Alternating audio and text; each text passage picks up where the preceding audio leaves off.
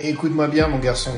Plus tu prendras large sur ton tirage vertical, plus tu deviendras large. Allez, je suis sûr qu'une grande partie d'entre vous ont déjà entendu cette phrase en salle de sport. Généralement, cette personne s'appelle Jean-Jacques, Bertrand ou Bernard, bodybuilder amateur dans les années 90, mais avec un physique actuel proche de celui d'un loukoum. Bref, si quelqu'un te sort cette phrase en 2025, tu as tout à fait le droit d'aller demander la résiliation de son contrat à l'accueil de ta salle de sport. Bref, trêve de plaisanterie. Évidemment, l'exécution que j'adopte sur cette vidéo n'est clairement pas la bonne pour stimuler le grand dorsal et donc avoir de la largeur au niveau du dos. Ma prise au niveau de la barre est bien trop large, mon buste bascule trop en arrière et lorsque je tire la barre vers moi, eh bien on peut remarquer que mes coudes partent vers l'extérieur. Qui évidemment ici mon grand dorsal va être très peu sollicité. Par contre, les deltoïdes postérieurs, les rhomboïdes et le grand rond vont être stimulés. Pour moi, il y a quand même des exercices qui vont être meilleurs pour stimuler ces groupes musculaires. Donc c'est une exécution que je ne vous recommande pas. Bon, maintenant je vais te montrer comment stimuler ton grand dorsal au tirage vertical de manière optimale. Let's go. Déjà, tu vas me virer cette barre droite et tu vas la remplacer par ce type de barre. Vous voyez, c'est une barre qui sera beaucoup moins large et avec une prise neutre. Ce type de barre vous permettra d'avoir une trajectoire de tirage parfaite pour stimuler le grand dorsal. Pour commencer, tu veilles à bien te placer sur la machine, à avoir une bonne stabilité, un bon ancrage, pencher légèrement le buste en arrière et tu vas pouvoir effectuer ton tirage veillant à tirer la charge vers tes hanches, donc avec les coudes fermés. Les coudes doivent finir proche de ton corps lors de la fin de la phase concentrique. C'est avec cet angle de tirage que tu stimuleras le mieux ton grand dorsal. Donc en gros, ce qui définit le pourcentage d'activation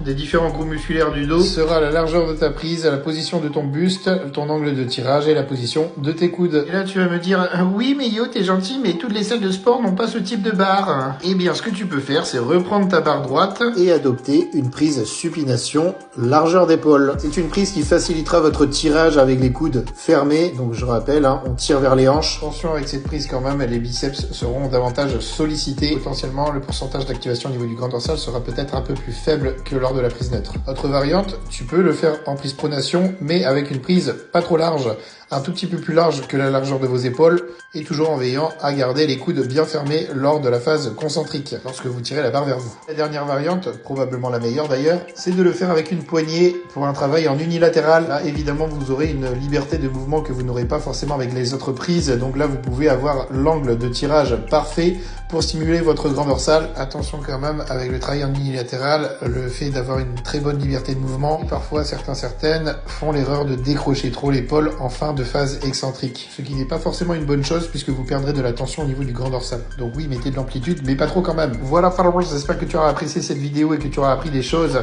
J'espère que mes conseils vont t'aider à devenir un véritable porte-avions. À bientôt followers.